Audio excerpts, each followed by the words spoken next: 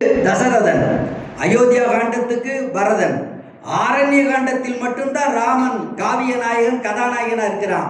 கிஷ்கிந்தா காண்டத்தில் நேற்று பார்த்தமே, வரம்பில் ஆற்றல் வாலி எப்படி பேசுனா, அவன் தான் கிஷ்கிந்தா காண்டத்தினுடைய காவிய நாயகனாக இருக்கிறான். சுந்தர காண்டத்தினுடைய காவிய நாயகன் ஆஞ்சநேயன். கடைசியில் இருக்கிற யுத்த காண்டத்தில் ராவணனே காவிய தலைவனாக இருக்கிறார். ராமனை புகழ்ந்ததை விட யுத்த காண்டத்தில் கம்பர் 4300 பாட்டு இருக்குது. அது ஒரு காண்டத்துக்கு மட்டும் அதில் ராவணனை புகழ்ந்தது தான் அதிகம். ராவணன் ஏன்னா எதிர்நிலை தலைவன், அவளை பிரம்மாண்டமாக படைச்சிருக்கிறார் கம்பர். அப்போ இந்த காண்டத்தினுடைய காவிய தலைவனாகவே கதாநாயகனாகவே இருப்பவர் ஆஞ்சநேயர். அதனால தான் அவருடைய பிரபாவத்தை சொல்லுவதனால, ஆஞ்சநேயருடைய சிறப்பை சொல்லுவதனாலே, அழகை சொல்லுவதனாலே இது சுந்தர காண்டம். வடமொழியில் சுந்தர என்றால் ஈடு செய்ய முடியாத, இழக்கக்கூடாத ஒரு பொருளை இழந்து மீண்டும் அடைய பெற்றால் அதை வடமொழியில் சுந்தர என்பார்கள்.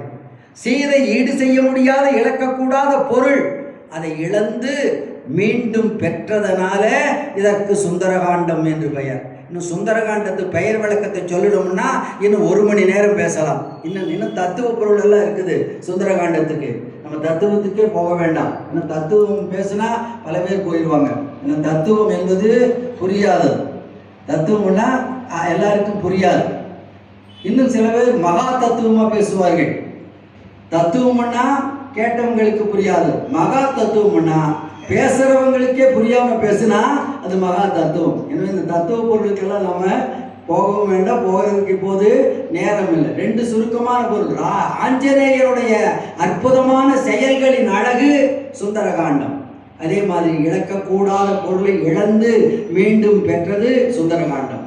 என்ன பலன்கள் அவங்க அழகா சுந்தரகாண்டம் அந்த துவாரில் நடந்த போது அழைப்புதலே அச்சிட்டு கொடுத்தாங்க.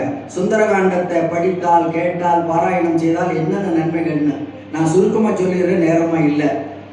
நீங்களும் நெருக்கமாக உட்கார்ந்துருக்கிறீங்க, உருக்கமாக கேட்டுக்குங்க, சுருக்கமாகவே சொல்லிடுறேன்.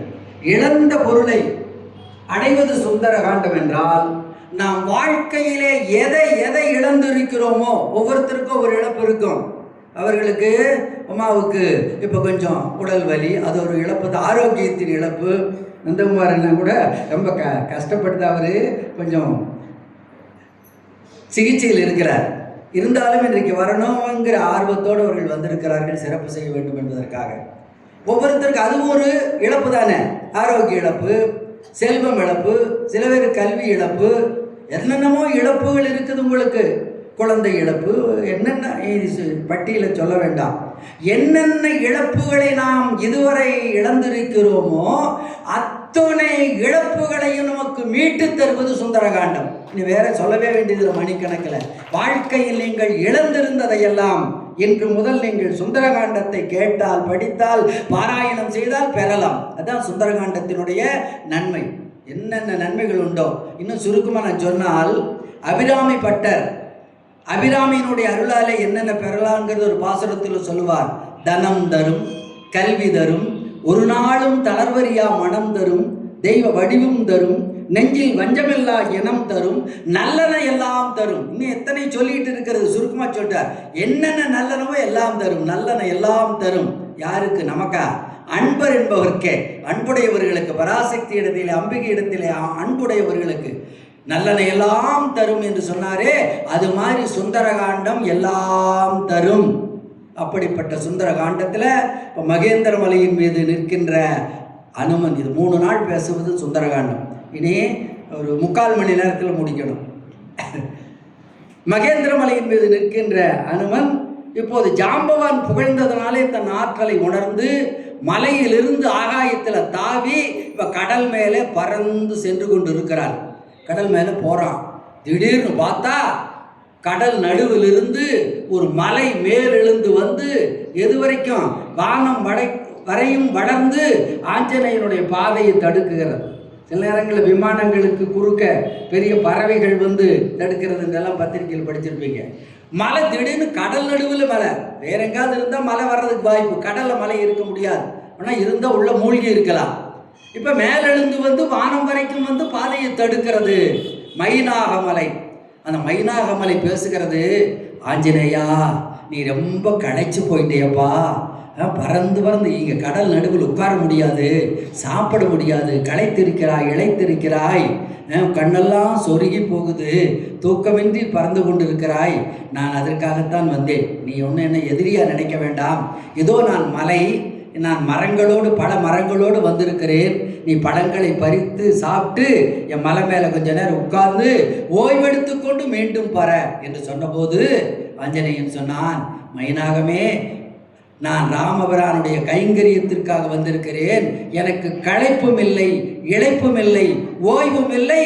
இந்த சீதாபிராட்டியை கண்டுபிடிக்கின்ற வரைக்கும் எனக்கு வேறு எந்த விதமான உணர்வும் இல்லை என்று சொல்லி, நீ என்னுடைய அன்பை ஏற்றுக்கொள்கிறேன், திரும்பி தேவியை கண்டுபிடித்து விட்டால் வந்து உன்னுடைய விருந்தை ஏற்றுக்கொள்கிறேன்னு ஒரு தடையை விளக்குறான்.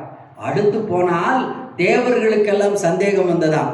இவனால் போய் அந்த இலங்கையில் தப்பி வர முடியுமா, பிராட்டியை கண்டுபிடித்து வர முடியுமான்னு சுரசை என்ற ஒரு பெண்ணை அரைக்கு மாதிரி அனுப்பி இவனுடைய பலத்தை சோதிக்க அனுப்புகிறார்கள். ஆண்டு வாயை பிளந்து உன்னை விழுங்குகிறேன்னு தேவர்களால் அனுப்பப்பெற்ற சுரசை வருகிறாள். உடனே அவளுடைய வாயுக்குள்ள வேகமா புகுந்து அவள் வாயை மூடுறதுக்குள்ளேயே வெளியே வந்துடுறான். ஏன்னா அவனை கொல்லக்கூடாது, தேவர்கள் அனுப்பிய ஒரு தேவதை தான் அரக்கியா வந்திருக்கிறார் சுரசை. அடுத்த தடை, ரெண்டாவது தடை. மூணாவது பார்த்தா அந்த ராட்சசியே ஒருத்து வர்றா, அங்காரதாரை என்ற ஒரு ராட்சசி. வா வா, எனக்கு நீண்ட நாளாக பசியாக இருக்குது, பெரிய உடம்பு உனக்கு இருக்குது, உன்னுடைய உடம்பை தின்னாதான் என்னுடைய பசி ஆன்னு அவளும் வாயை பிளந்து கொண்டு நிற்கிறா. நேர வாயுக்குள்ள புகுந்து அவ வாடு நிற்க வாயை மூடுறதுக்குள்ள முதுகை கிழித்து கொண்டு வெளியே வந்து விடுகிறாள். இவள் கொல்லப்பட வேண்டியவள் ராட்சசி. சுரசை விட்டுட்டா, வாயில் புகுந்து வாயிலே